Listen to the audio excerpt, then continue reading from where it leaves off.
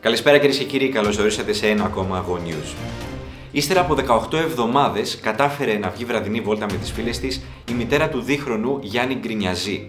Μόλις έφτασε στο κατάστημα της αρεσκίας της και έκανε την παραγγελία, δέχτηκε καταιγισμό μηνυμάτων από το σύζυγό της ότι ο γιος τους ανέβασε πυρετό και ότι την ψάχνει με λυγμούς και οδυρμούς.